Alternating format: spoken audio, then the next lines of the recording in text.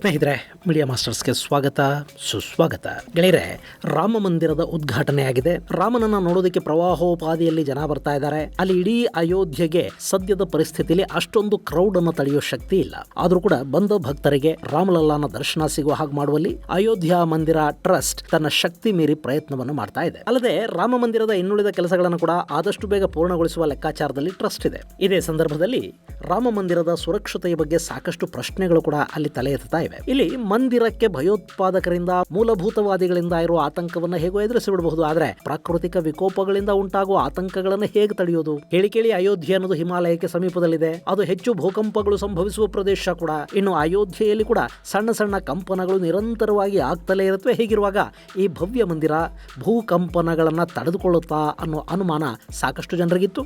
ಅದಕ್ಕೆ ಉತ್ತರವಾಗಿ ಭಾರತದ CSIR ಹಾಗೂ CBRIಗಳ ಸಂಶೋಧಕರು ಒಂದು ವರದಿಯನ್ನು ಕೊಟ್ಟಿದ್ದಾರೆ.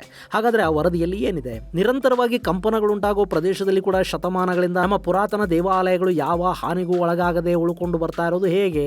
ಇನ್ನು ಅಯೋಧ್ಯ ಮಂದಿರವನ್ನು ಭೂಕಂಪಗಳಿಗೆ ಜಗ್ಗದ ಹಾಗೆ ಹೇಗೆ ನಿರ್ಮಾಣ ಮಾಡಿದ್ದಾರೆ ಅನ್ನೋದ್ರ ಬಗ್ಗೆ ಒಂದಷ್ಟು ಮಾಹಿತಿಯನ್ನು ನಾವಿಲ್ಲಿ ನೋಡೋಣ.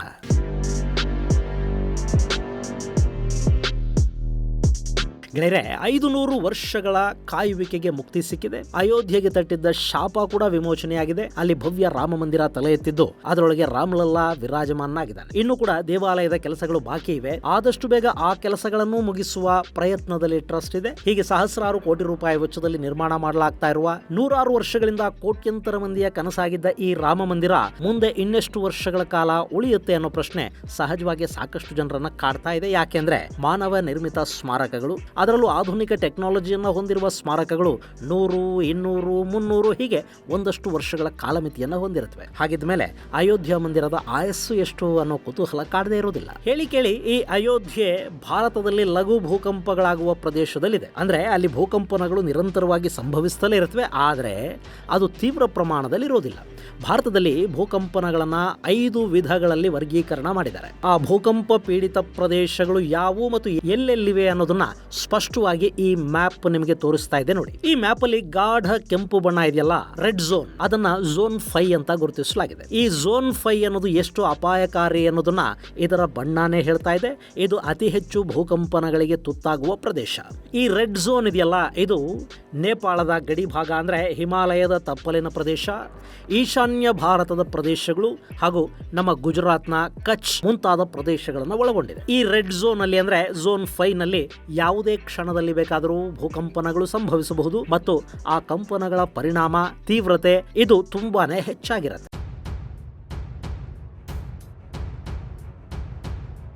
ಇನ್ನು ಸ್ವಲ್ಪ ತಿಳಿಗೆಂಪು ಬಣ್ಣದ ಪ್ರದೇಶಗಳನ್ನು ನೀವು ನೋಡ್ತಾ ಇದ್ದೀರಲ್ವಾ, ಇದನ್ನ ಝೋನ್ 4 ಅಂತ ಗುರುತಿಸಲಾಗಿದೆ. ಇಲ್ಲಿ ಕೂಡ ಭೂಕಂಪನಗಳು ಆಗ್ತಲೇ ಇರುತ್ತವೆ, ಆದರೆ ಝೋನ್ 5 ಗಿಂತಲೂ ಇದು ಸ್ವಲ್ಪ ಕಡಿಮೆ ಪ್ರಮಾಣದ ಕಂಪನಗಳನ್ನು ಎದುರಿಸುತ್ತೆ. ಈ ಝೋನ್ 4 ಅಂದ್ರೆ ತಿಳಿಗೆಂಪು ಅಥವಾ ಕಾಷಾಯದ ಬಣ್ಣವನ್ನ ನೀವು ನೋಡ್ತಾ ಇದ್ದೀರಲ್ವಾ, ಆ ಪ್ರದೇಶಗಳು ಅಂದ್ರೆ ನಮ್ಮ ಲದಾಖ್, ಜಮ್ಮು ಕಾಶ್ಮೀರ, ಪಂಜಾಬ್ನ ಒಂದಷ್ಟು ಭೂಭಾಗ, ಹಿಮಾಚಲ್ ಪ್ರದೇಶ, ಉತ್ತರ ಪ್ರದೇಶ, ದೆಹಲಿ, ಬಿಹಾರ, ಸಿಕ್ಕಿಂ, ಪಶ್ಚಿಮ ಬಂಗಾಳದ ಒಂದಷ್ಟು ಭೂಭಾಗಗಳು, ಮಹಾರಾಷ್ಟ್ರದ ಒಂದಷ್ಟು ಭೂಪ್ರದೇಶ ಮತ್ತು ಗುಜರಾತ್ನ ಒಂದಷ್ಟು ಭೂಭಾಗ ಝೋನ್ 4 ಅಲ್ಲಿ ಗುರುತಿಸಿಕೊಂಡಿದೆ. ಇಲ್ಲಿ ಝೋನ್ 5 ಇದೆಯಲ್ಲ, ಅಂದ್ರೆ ಕೆಂಪು ಬಣ್ಣದಲ್ಲಿ ನೀವು ನೋಡ್ತಾ ಇರೋ ಅತಿ ಹೆಚ್ಚು ಭೂಕಂಪನಗಳು ಸಂಭವಿಸುವ ಪ್ರದೇಶ. ಅಲ್ಲಿ ಭೂಕಂಪನಗಳಾದಾಗ ಅದರ ಕಂಪನಗಳ ಪ್ರಭಾವ ಈ ಝೋನ್ 4 ನಲ್ಲೂ ಇರುತ್ತೆ ಮತ್ತು ಇದು ಪಶ್ಚಾತ್ ಕಂಪನಗಳಿಗೆ ಕೂಡ ಈಡಾಗುವ ಭೂಪ್ರದೇಶ ಅನ್ನಿಸ್ಕೊಳ್ಳುತ್ತೆ. ಇದಾದ ನಂತರ ಇನ್ನು ಸ್ವಲ್ಪ ತೆಳುಗೆಂಪು ಬಣ್ಣದಲ್ಲಿರೋ ಪ್ರದೇಶಗಳನ್ನ ನೀವು ನೋಡ್ತಾ ಇದ್ದೀರಲ್ವಾ, ಇದು ಝೋನ್ 3. ಈ ಝೋನ್ 3 ಉತ್ತರ ಪ್ರದೇಶ ಇದೆ, ಜಾರ್ಖಂಡ್ ಇದೆ, ವೆಸ್ಟ್ ಬೆಂಗಾಲ್ ಇದೆ, ಮಧ್ಯಪ್ರದೇಶ ಇದೆ, ಮಹಾರಾಷ್ಟ್ರದ ಸಾಕಷ್ಟು ಪ್ರದೇಶಗಳು ಈ ಝೋನ್ 3 ಇವೆ. ಹಾಗೆ ಗೋವಾ, ನಮ್ಮ ಕರ್ನಾಟಕದ ಕರಾವಳಿ ಪ್ರದೇಶ, ಕೇರಳ ಹಾಗೂ ಆಂಧ್ರ ಪ್ರದೇಶ ಮತ್ತು ತೆಲಂಗಾಣದ ಒಂದಷ್ಟು ಭೂಭಾಗಗಳು ಈ ಝೋನ್ 3 ಯಲ್ಲಿ ನಮಗೆ ಕಾಣಸಿಗುತ್ತವೆ. ಅಯೋಧ್ಯೆ ಕೂಡ ಝೋನ್ 3 ಯಲ್ಲೇ ಬರುತ್ತೆ. ಇನ್ನು ಅಯೋಧ್ಯೆ ಮತ್ತು ಪ್ರಯಾಗರಾಜ್ ಮುಂತಾದ ಪ್ರದೇಶಗಳು ಕೂಡ ಈ ಝೋನ್ 3 ಯಲ್ಲೇ ಬರುತ್ತವೆ. ಇಲ್ಲಿ ಭೂಕಂಪನಗಳು ಸಂಭವಿಸುತ್ತವೆ, ಆದರೆ ಅದು ತುಂಬಾ ಮೈಲ್ಡ್ ಆಗಿ ಮಾಡರೇಟ್ ಆಗಿರುತ್ತೆ. ಲಘು ಕಂಪನಗಳಿಲ್ಲಿ ಆಗ್ತಾ ಇರುತ್ತೆ. ಇನ್ನು ಇದಾದ ನಂತರ ಝೋನ್ 2 ನಮಗೆ ಕಾಣಸಿಗುತ್ತೆ. ಝೋನ್ 2 ಅಂದ್ರೆ ನೀವಿಲ್ಲೇನು ಭಾರತದ ಭೂಪಟವನ್ನ ನೋಡ್ತಾ ಇದ್ದೀರಿ, ಇದರಲ್ಲಿ ಕೆಂಪು, ಕೇಸರಿ ಮತ್ತು ತಿಳಿಗೆಂಪು ಕೆಂಪು ಬಣ್ಣ ಅಲ್ಲದ ಮಿಕ್ಕ ಪ್ರದೇಶ ಇದೆಯಲ್ಲ ಅದೆಲ್ಲ ಕೂಡ ಝೋನ್ 2 ನಲ್ಲೇ ಬರುತ್ತೆ. ಈ ಪಟ್ಟಿಲಿ ನಮ್ಮ ದಖನ್ ಪ್ರಸ್ಥಭೂಮಿ, ಕರ್ನಾಟಕ, ತಮಿಳುನಾಡು, ಆಂಧ್ರ, ತೆಲಂಗಾಣ, ಒರಿಸ್ಸಾ ಸೇರಿದ ಹಾಗೆ ಭಾರತದ ಇನ್ನುಳಿದ ಎಲ್ಲ ಪ್ರದೇಶಗಳು ಕೂಡ ಸೇರ್ಕೊಳ್ಳುತ್ತವೆ. ಈ ಝೋನ್ 2 ಅನ್ನೋದು ಅಪಾಯಕಾರಿ ಪ್ರದೇಶ ಅಲ್ಲ. ಇಲ್ಲಿ ಯಾವಾಗಾದ್ರೂ ಒಮ್ಮೊಮ್ಮೆ ಭೂಕಂಪನಗಳು ಸಂಭವಿಸುತ್ತವೆ. ಅದು ಕೂಡ ಎಷ್ಟರ ಮಟ್ಟಿಗೆ ಅಂದ್ರೆ ಅಲ್ಲಿ ಭೂಮಿ ಕಂಪಿಸಿದ್ದು ಕೂಡ ಸಾಕಷ್ಟು ಬಾರಿ ನಮ್ಮ ಗಮನಕ್ಕೆ ಬರೋದೇ ಇಲ್ಲ. ನೀವು ಬೆಂಗಳೂರಿನವರೇ ಆಗಿದ್ರೆ ಸುಮಾರು ಒಂದು 20-25 ವರ್ಷಗಳಿಂದ ನೀವು ಬೆಂಗಳೂರಿನಲ್ಲೇ ಇದ್ರೆ 2 ದಶಕಗಳ ಹಿಂದೆ ಒಮ್ಮೆ ಬೆಂಗಳೂರಲ್ಲಿ ಹಾಗೆ ಸಣ್ಣಗೆ ಭೂಮಿ ನಡುಗಿದ ಅನುಭವ ನಿಮ್ಮಲ್ಲಿ ಕೆಲವರಿಗೆ ಆಗಿರಬಹುದು. ಆದ್ರೆ ಯಾವತ್ತು ಬೆಂಗಳೂರಲ್ಲಿ ಭೂಮಿ ನಡುಗಿತು ಅನ್ನೋದು ಕೂಡ ಬೆಂಗಳೂರಿನ ಸಾಕಷ್ಟು ಜನಕ್ಕೆ ಗೊತ್ತೇ ಆಗಲಿಲ್ಲ. ಹಾಗೆ ನಮ್ಮ ಅರಿವಿಗೆ ಬಾರದ ಹಾಗೆ ಭೂಕಂಪನ ಉಂಟಾಗುವ ಪ್ರದೇಶವನ್ನ ಝೋನ್ 2 ಅಲ್ಲಿ ಇಟ್ಟಿದ್ದಾರೆ.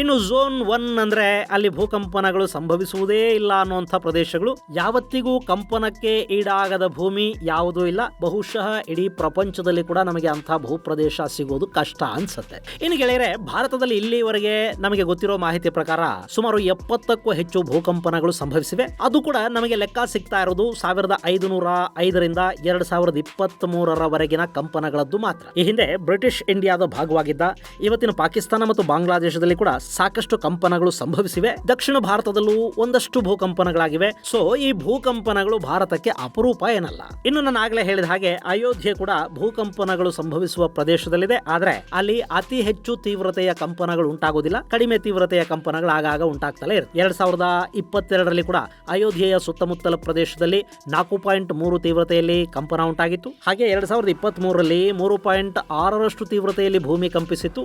2023ರ ನವೆಂಬರ್ 5ನೇ ತಾರೀಕು ಈ ಘಟನೆ ನಡೆಯಿತು. ಇನ್ನು ಅಯೋಧ್ಯೆಯಲ್ಲಿ ಅತಿ ಹೆಚ್ಚು ತೀವ್ರತೆಯಲ್ಲಿ ಭೂಕಂಪನ ಸಂಭವಿಸಿದ್ದು 1984ರಲ್ಲಿ. ಅದು ರಿಕ್ಟರ್ ಮಾಪಕದಲ್ಲಿ 4.7ರಷ್ಟು ತೀವ್ರತೆಯನ್ನು ದಾಖಲಿಸಿತ್ತು. ಸೊ ಅಯೋಧ್ಯೆ ಅನ್ನೋದು ಭೂಕಂಪನಗಳಿಂದ ಮುಕ್ತವಾದ ಪ್ರದೇಶ ಏನಲ್ಲ.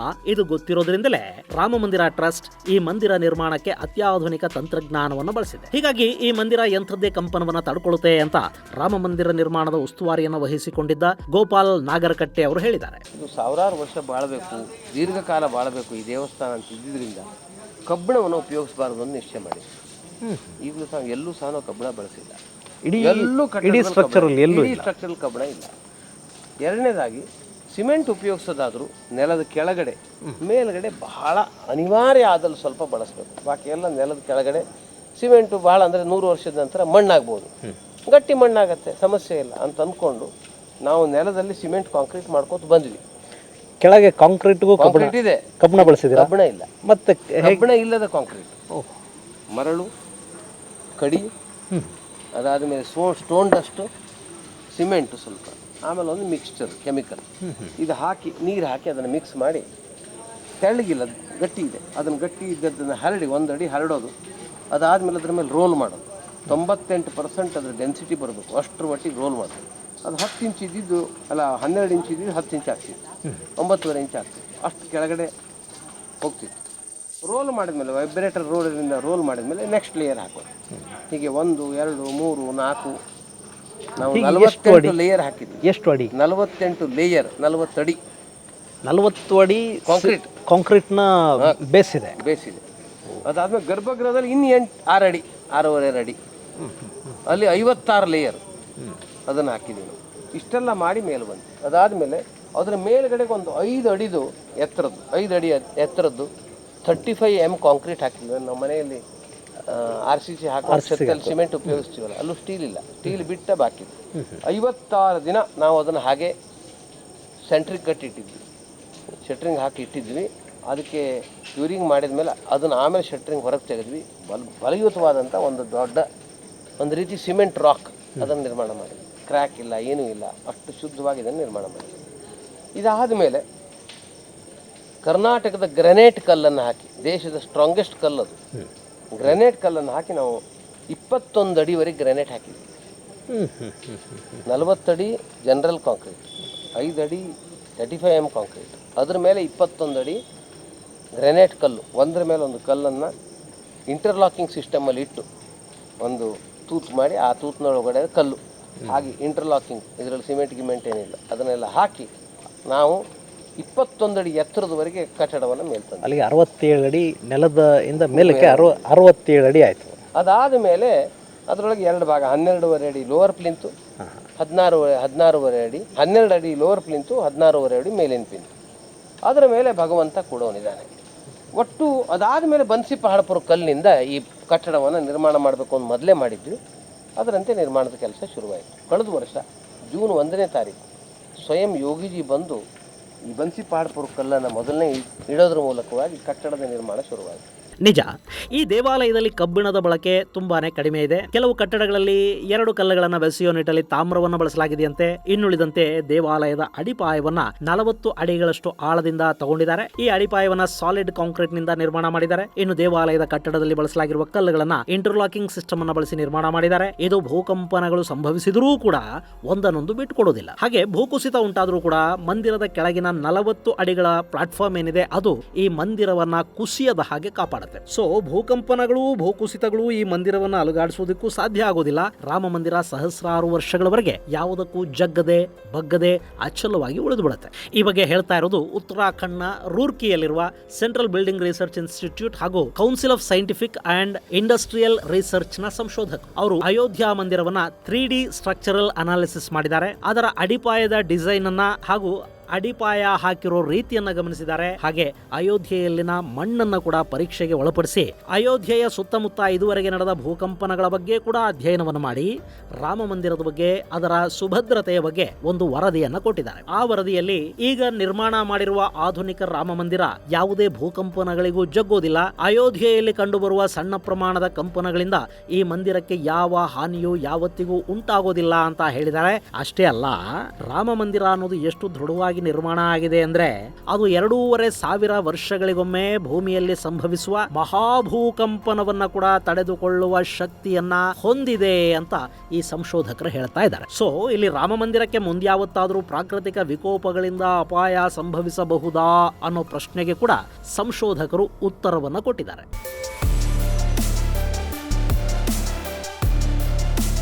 ಇನ್ನು ಈ ಹಿಂದೆ ಇದೇ ಮಾತುಗಳನ್ನ ರಾಮ ಮಂದಿರ ನಿರ್ಮಾಣ ಸಮಿತಿಯ ಅಧ್ಯಕ್ಷರು ಆಗಿದ್ದ ನೃಪೇಂದ್ರ ಮಿಶ್ರಾ ಅವರು ಕೂಡ ಹೇಳಿದ್ರು. ಅಲ್ಲದೆ ಅಲ್ಲಿ ಕಬ್ಬಿಣವನ್ನು ಯಾವುದೇ ಕಾರಣಕ್ಕೂ ಬಳಸಬಾರದು ಅಂತ ಈ ಹಿಂದೆನೇ ಟ್ರಸ್ಟ್ ನಿರ್ಧಾರವನ್ನು ತಗೊಂಡಿತ್ತು. ಯಾಕೆಂದ್ರೆ ಕಬ್ಬಿಣದ ಆಯಸ್ಸು ಅಬ್ಬಬ್ಬಾ ಅಂದ್ರೆ 90ರಿಂದ 100 ವರ್ಷ. ನಾವು ರಾಮ ಮಂದಿರವನ್ನ ಸಹಸ್ರಾರು ವರ್ಷಗಳವರೆಗೆ ಇರಬೇಕು ಅಂತ ನಿರ್ಮಾಣ ಮಾಡ್ತಾ ಇದೀವಿ. ಹೀಗಾಗಿ ಅಲ್ಲಿ ನಮಗೆ ಕಬ್ಬಿಣದ ಅವಶ್ಯಕತೆ ಬಿದ್ದಿಲ್ಲ. ನಾವು ಕಲ್ಲುಗಳ ಜೋಡಣೆಗಾಗಿ ತಾಮ್ರವನ್ನು ಬಳಸಿದೀವಿ. ಅಲ್ಲೇ ಅಯೋಧ್ಯೆಯಲ್ಲಿ ಹರಿಯುವ ಸರಯೂ ನದಿಯ ಪ್ರವಾಹ ಹಿಮಾಲಯದಿಂದ ಅಯೋಧ್ಯೆಯವರೆಗೆ ಕಳೆದ 10 ವರ್ಷಗಳ ನಡುವೆ ಸಂಭವಿಸಿರುವ ಭೂಕಂಪನಗಳು ಹಾಗೂ ಅದರ ತೀವ್ರತೆಯ ಆಧಾರದಲ್ಲಿ ಈ ಮಂದಿರದ ಅಡಿಪಾಯವನ್ನ ಹಾಕಲಾಗಿದೆ. ಹೀಗಾಗಿ ಈ ಮಂದಿರ ಎಂಥದ್ದೇ ಕಂಪನಕ್ಕೆ, ಯಾವುದೇ ಪ್ರವಾಹಗಳಿಗೂ ಜಗ್ಗೋದಿಲ್ಲ ಅಂತ ಮಿಶ್ರಾ ತಿಳಿಸಿದ್ರು. ಈಗ ಅದೇ ಮಾತುಗಳನ್ನ ರೂರ್ಕಿಯಲ್ಲಿನ ಕೇಂದ್ರ ಕಟ್ಟಡ ಸಂಶೋಧನಾ ಸಂಸ್ಥೆಯ ವಿಜ್ಞಾನಿಗಳು ಕೂಡ ಹೇಳಿದ್ದಾರೆ. ಗೆಳೆಯರೆ, ನಾವಿವತ್ತು ಮನೆಗಳನ್ನು ಕಟ್ಟುವಾಗ ಟನ್ ಗಟ್ಟಲೆ ಕಬ್ಬಿಣ ಬಳಸ್ತೀವಿ. ಆದ್ರೆ ಹಿಂದಿನ ಕಾಲದಲ್ಲಿ ಕಬ್ಬಿಣನ ಬಳಸ್ತಾ ಇದ್ದದ್ದು ತುಂಬಾನೇ ಕಡಿಮೆ. ಈಗ ಉದಾಹರಣೆಗೆ ಚಾಲುಕ್ಯರು, ಪಲ್ಲವರು, ರಾಷ್ಟ್ರಕೂಟರ ಕಾಲದಲ್ಲಿ, ನಮ್ಮ ವಿಜಯನಗರದ ಅರಸರ ಕಾಲದಲ್ಲಿ ನಿರ್ಮಾಣ ಆಗಿರುವ ಕಟ್ಟಡಗಳು ಹಾಗೂ ದೇವಾಲಯಗಳಿಗೆ ಕಬ್ಬಿಣವನ್ನು ಬಳಸೇ ಇಲ್ಲ. ಇಷ್ಟಾದ್ರೂ ಕೂಡ ಅವು ಪ್ರಾಕೃತಿಕ ವಿಕೋಪಗಳನ್ನು ಎದುರಿಸಿ ಶತಮಾನಗಳಿಂದ ಸದೃಢವಾಗಿ ನಿಂತಿವೆ ಅಲ್ವಾ. ತಂಜಾವೂರಿನ ಬೃಹದೇಶ್ವರ ದೇವಾಲಯದ ಸುಮಾರು 200 ಅಡಿಗೂ ಹೆಚ್ಚು ಎತ್ತರದ ವಿಮಾನ ಗೋಪುರಕ್ಕೆ ಯಾವ ಕಬ್ಬಿಣ ಬಳಸಿದ್ದಾರೆ?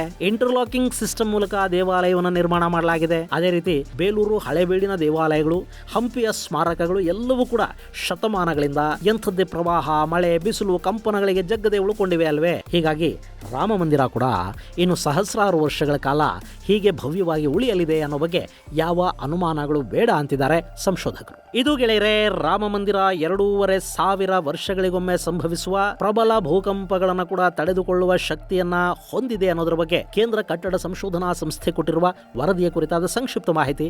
ಮುಂದಿನ ಸಂಚಿಕೆಯಲ್ಲಿ ಮತ್ತಷ್ಟು ವಿಶೇಷಗಳ ಜೊತೆ ಮತ್ತೆ ಭೇಟಿಯಾಗೋಣ. ಅಲ್ಲಿವರೆಗೆ ಜೈ ಹಿಂದ್, ಜೈ ಕರ್ನಾಟಕ.